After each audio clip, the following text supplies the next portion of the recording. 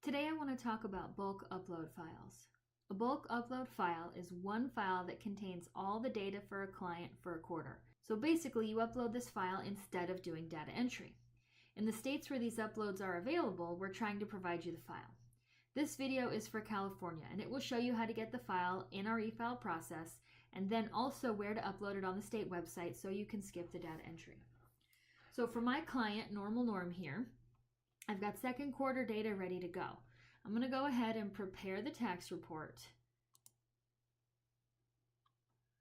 Choose my quarter. And I'm not going to worry about diagnostics for this video. If you have questions about diagnostics, give us a call or check the e-file video over here. I'm just going to go ahead and accept and calculate taxes today because the main thing I want to talk about right now is this e-file service checkbox. Remember, checking this box generates an extra fee on the website, and so by default, it is not checked. Just confirm. If you want the bulk upload file, do not check this box. If you do check the box, you're giving us here at Truckee Services the bulk upload file, and we're going to upload it for you as part of the e-filing service. So checking the box gives it to us and hides it from you. Leaving it unchecked makes sure that you see it if it's available. Now I'm just going to blast through the rest of this, because again, you can watch the e-file video if you have questions about the e-file steps. Because what I really want here on step 6 is to get this report. Now, I want to go through this report with you guys a little bit. I think I covered an e-file video as well in greater detail, but this is a good place to start. So up top here, we have a link to the e-file website and also to the payment website, because in some states you pay at a different website than you e-file. So we give you both links. Then we've got information about the customer here that you're filing for, including their username and password if you've given it to us. Next, we have your information as the preparer, and the login and password for your account is here. Next, we've got a box that covers the tax file period and any check boxes you clicked on the return as far as if it's an amendment, a non-op, or a delinquent return. And here is this big, pretty blue link for the California bulk upload file. This file is going to contain all of this information here. This is all the data entry I don't have to do because I'm saving that file. So I'm going to go ahead and click on the file. And this is going to ask me where I want to save it. So I just put mine in my downloads folder because for me it's a temporary file. But if you'd like to save this or put this somewhere special on your computer, you go right ahead and do that.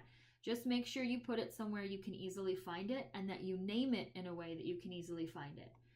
By default, we're going to give you the nickname of the customer, the state, and that this is a bulk upload file. So I'm going to go ahead and click Save so that I have the file and I know exactly where it is. Now, I'm going to scroll back up here and click the link to open the California website, which I already have. Once you're there, you're going to choose the customer from the list and click Submit. Then under Account Features, you're going to click File Tax Return. Now this screen may ask for the login and password again. For me it didn't, so I don't have to put that in. I'm just going to go ahead and accept the terms of use. Now I choose my customer one more time. Don't forget you can search for your customer down here. Once I'm on the client screen, I'm going to choose Tools, IFTA Return Upload, Upload Returns.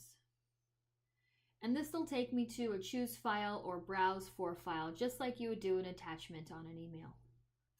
I'll choose the file we saved earlier and upload. Once you upload the file, you'll see this grid. You'll have to refresh it manually, and once it's complete, it'll look like this, 100% complete. Next, click IFTA. Then you'll see another grid, and it'll show your quarterly return for the quarter we selected. You can click it here. Next, I want you to look for this little plus sign here. Clicking here will show you the actual tax form. Now this is the page I want to save for my records. For California, a saved copy of this form is the same tax return that I actually give to my client. So I'm just going to right click with my mouse and it gives me the menu where I can print. And from there, my print dialog lets me save it as a PDF. Okay, so I'm going to go ahead and save that. Now, I do recommend that you give this a good file name, even if you're only going to be saving it on your computer temporarily, something to let you know what it is. So I used the account number underscore the quarter and year underscore TR for tax return. Now, back over here on the website, down at the bottom, I want to talk about this tool here where we can complete the tax return. This tool is designed to help you keep track of the status of each client's work so that anybody on your team can tell at a glance what's going on.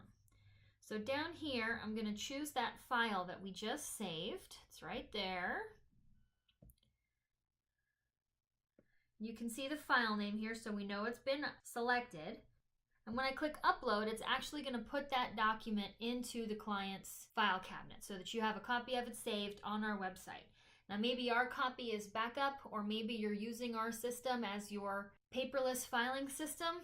Either way, we've got that copy saved for you now. You can see it says upload complete here. The second thing I want to do is mark this one as filed not paid. And that takes me back to my dashboard.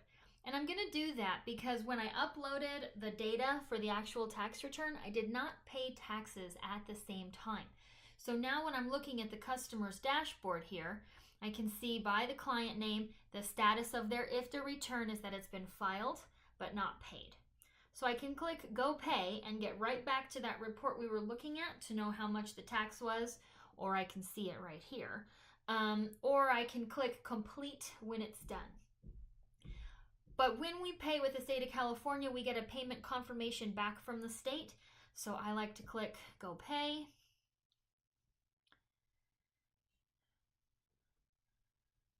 And scroll down here and upload that payment confirmation and click Complete.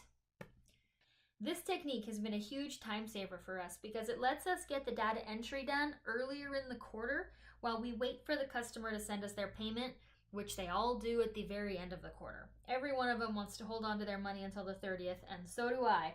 So I totally understand. But it's much easier to just do 10 or 20 or 50 payments on the 30th than to have to do the tax return and the payment. It's much less of a crunch. So it saved us a lot of time. We've been able to sort of prioritize and get work done when things are slower and quieter and calmer, and then focus on payments at the last minute only, knowing that we already did a good quality job on the tax return itself, which is the important part. So I'm going to go ahead now and mark this guy as complete. And as you can see, that takes you back to the dashboard, and that IFTA return is now gone from the work I need to do for this customer for this quarter. I can always upload any additional documentation I want to include into the file cabinet manually. Watch the video there for those details. And then whenever I'm ready, I can do the same process for the rest of the files. Give us a call if you have any questions.